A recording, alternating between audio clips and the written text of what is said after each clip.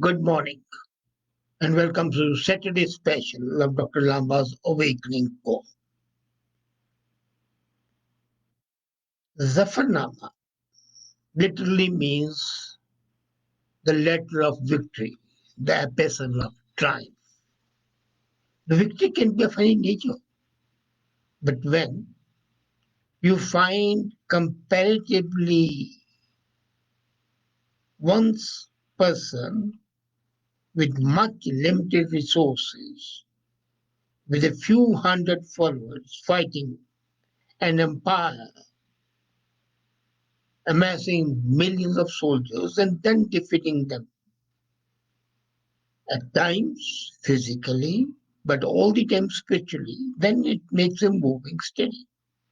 And Zafarnama is such a poem of significance, of moral victory, of success, that when Khalil Gibran read it, he said he wished he could write such a poem and would be happy to exchange all his writings in exchange for capability to write a poem of the level of Zafarnama. Now, Zafarnama is a Persian word which means victory, letter.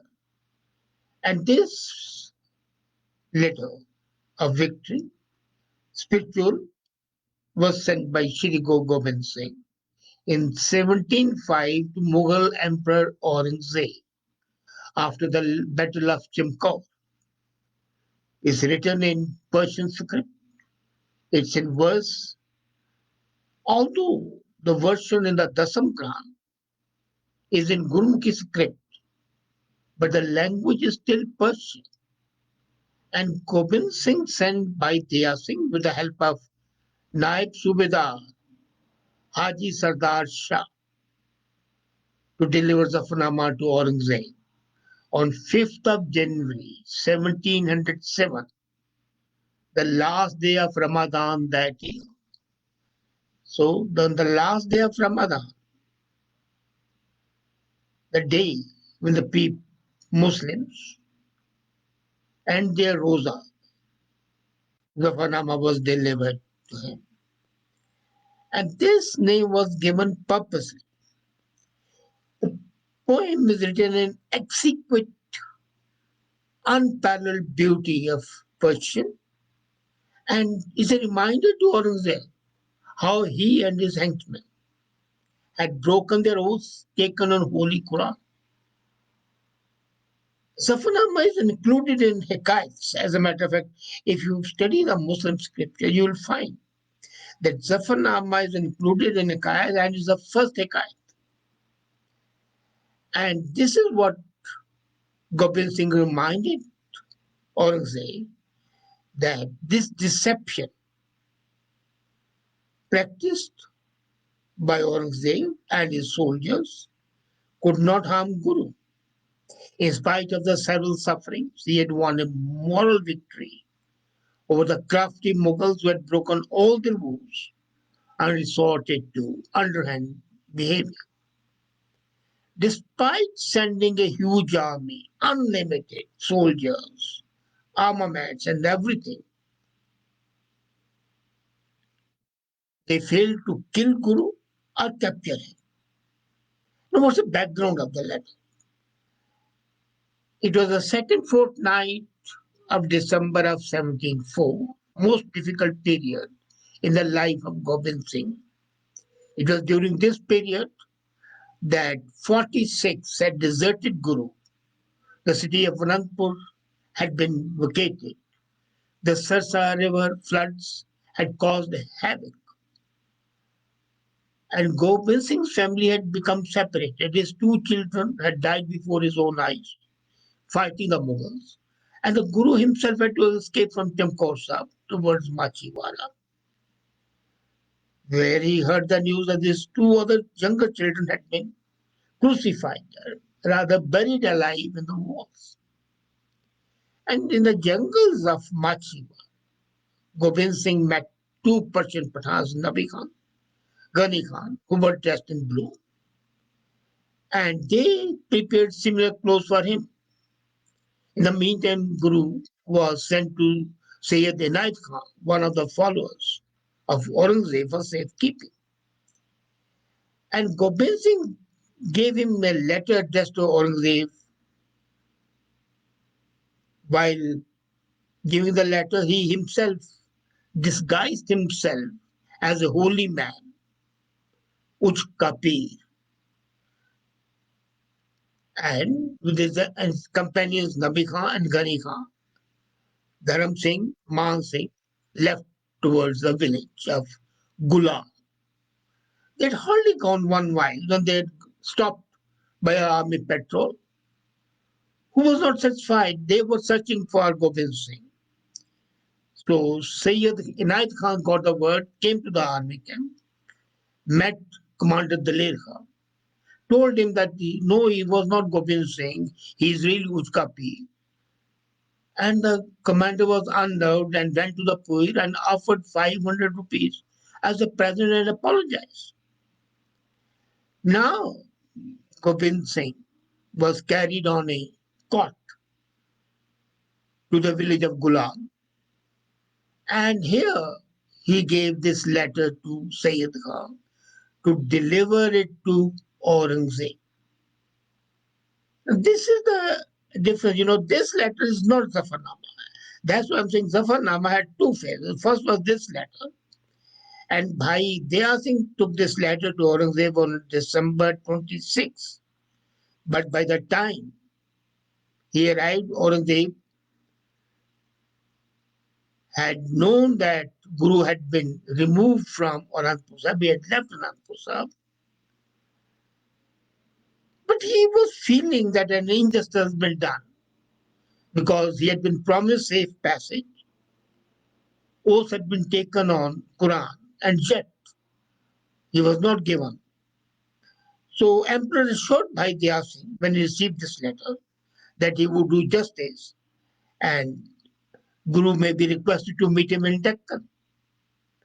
Daya Singh said, no, I will not carry the verbal message. You please give a letter. So Emperor sent a letter through Daya Singh to Gobind Singh to requesting to meet him in Deccan.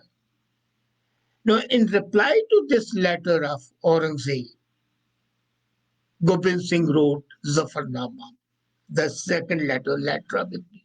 So most of the people are not aware that there are two letters. The first was an ordinary letter telling him that you have been cheating, you have been dishonest, you have been un-Islamic, your conduct has been unworthy of being a Mormon. And when Gobind Singh received this letter, there was a feeling of magnanimity and seriousness on Guru's face. He thought that the emperor was not fully satisfied about his grievance. So he sent him this detailed letter. And this second letter is Zafarnama. This was sent from Dina through Daya Singh and Dharam Singh. And it was intentionally not interested to Emperor's messenger who had come with Daya Singh, because the nature of the contents was such that Guru wanted it to be read by Aurangzeb and Aurangzeb only. Ultimately, these two Sikhs reached. They could not get an audience with Emperor. They stayed for some time, and it took few months before the letter could be delivered. But when the Aurangzeb read the letter, he was shocked. He realized that Gobind Singh was a highly intelligent, truthful, fearless warrior. Now, Aurangzeb by this time was 91 years old, and his physical condition was pitiable. And this moral anguish, because he was basically an honest Muslim, made him feel bad. And he again wrote a letter to Gobind Singh, stating his inability to come to North and requesting him to meet in Ahmednagar. The letter was sent through Royal Messenger. So this is Zafarnama. But what most impressed Aurangzeb was, and this couplet is often quoted, "Chu karaz Hamza hile darguzasht, halalast burdan wa shamshir," meaning thereby that when all modes of redressing the wrong have failed, raising the sword is poised, just, and justified. This is verse 22. As I said, the whole poem is just 111 verses. That's it, because it's a letter. Now, when Aurangzeb read this letter, he was shaken. And he wrote a letter to his sons, referring to Zafarnama, and he says, in the letter that he wrote to his sons, he says, "I do not know who I am, where I'm to go, what will happen to a sinful person like me. Like me, many have passed away, wasting their lives. Allah was in my heart and before me, but my blind eyes failed to see him. I do not know how I will have my sins weighed against me. I do not have any hope for the future. I have committed many sins and do not know what punishment awaits me." So Aurangzeb was fully demoralized on his reading Zafarnama. So the purpose of Gobind Singh in sending the letter of victory achieved its purpose. He was victorious because once the emperor of country like India feels demoralized, trembles with fear, then the target has been hit, of course. And now Aurangzeb saw Gobind Singh as the only hope who could show him the right path, as hinted by Gobind Singh in his letter. So, although Aurangzeb realized that he had done wrong to Gobind Singh, he knew him to be a man of God and wanted to meet him personally. But then, since Gobind Singh was not willing to go to Delhi and had stepped outside the town of Sabo ki Talwandi, and then, when he reached Sabo ki Talwandi, what Gobind Singh did was something very symbolic. For 18 months, he had been wearing the waistband. That means ready for the battle. But now he removed the waistband, and that's why it's called Damadama Sahab, the place of rest. So this letter, Gobind Singh tells Aurangzeb that he has no enmity against Islam. He does not have any ill will against Muslims. But for me, all are equal. And then they made him realize that there were Muslims fighting for him against the Mughals, which is a fact. So he wanted to now meet Aurangzeb as per his request. But by the time he reached Rajasthan, Aurangzeb had died. He had been terrified, as I said. So in this letter, he reminds him how 100,000 people could not defeat 40 people. It was not a battle, it was a slaughter. All the 46 were killed. And the emperor had broken his vows to Allah. There are total 111 verses. Each verse is of 2 lines. So 22 lines.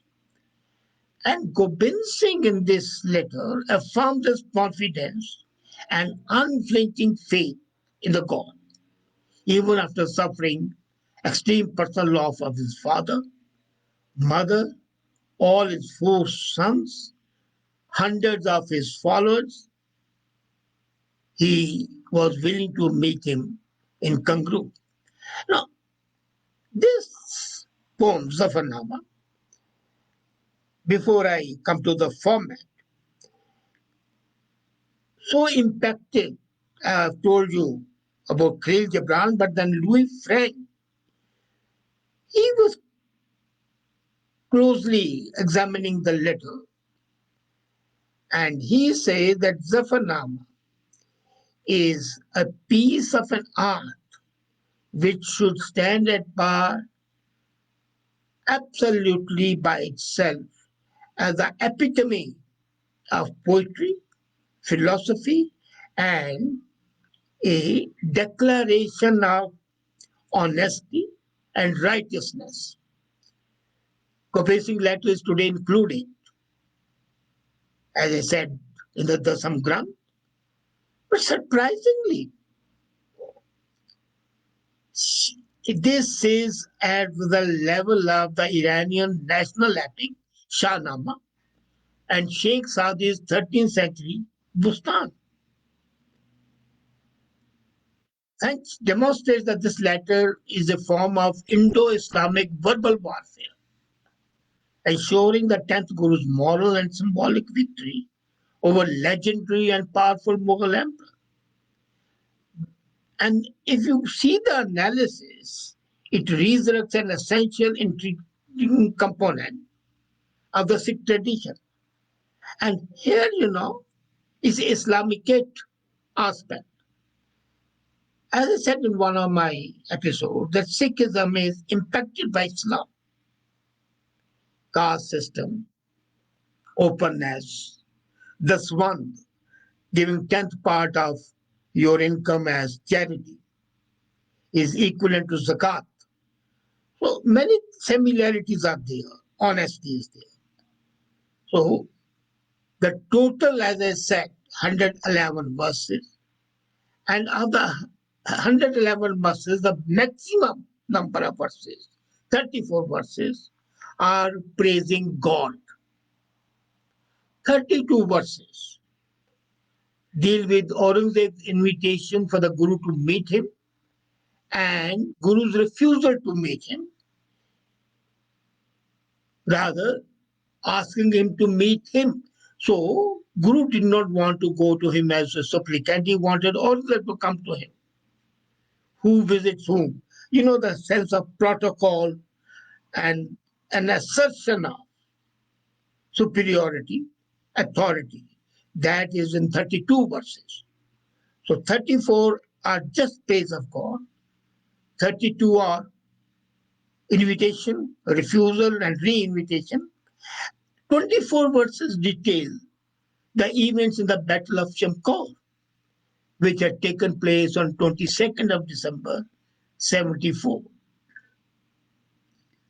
15 verses are criticism of Aurangzeb for breaking the promise given by him and his agents. And in verse 78 and 79, two verses, Gobind Singh warns Aurangzeb that Khalsa would not rest till the evil empire of Aurangzeb is finished, destroyed, annihilated. Then 6 verses are there which praise Aurangzeb, that he is honest, he is a real Muslim, he lives by the sweat of his brow because he used to write Quran and make caps, sell them and live on them. And then, imagine it. In 2 verses, he says that he has lost his 4 sons, his kingdom of Anandpur Sahib, but he thanks God for everything. He has no repentance. He has no regret. And he says that he has really won, as he has not betrayed anybody. He has not cheated anybody. He has and his family fought courageously, righteously, honestly, for the good of the people. They fought against the evil with pristine intention, and no one with bad intention can defeat God. So this letter was sent from village Dina in Malwa. And then Guru moved on and on. As a matter of fact, a copy of Zafarnama written by Gobind Singh himself in his own hand was found in 1890 with the Mahant of Patna Sahib Gurdwara. One Baba Jagannath made a copy. This copy was misplaced, Then Jagannath, being a scholar in Persian, he reproduced it from his memory.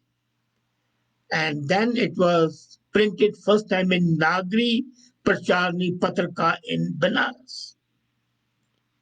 Copy was sent to Sardar Umar Singh Sheikh in Amritsar, who gave it to Khalsa College. And then it was reproduced in Mazan Tawriq Sikh Khan. And can you believe it, though it was included in the Samgranth, for the first time the majority of the Sikhs and the Punjabis came to know when it first appeared in a newspaper, Khalsa Samachar, on 16th of July 1942. Then in 1944, Kapoor Singh published it in Urdu Ajit of Lahore, and he called it Fatehnama. Meaning is the same, but Zafarnama is Persian word, Fateh is Urdu word, Sanskritized Persian. So in this process of publication, some verses have not been produced, some have lost, but the totality of Zafarnama's entirety is intact. The letter is, as I said, a reprimand by a superior personality on a higher plane of life to a cruel, distorted person.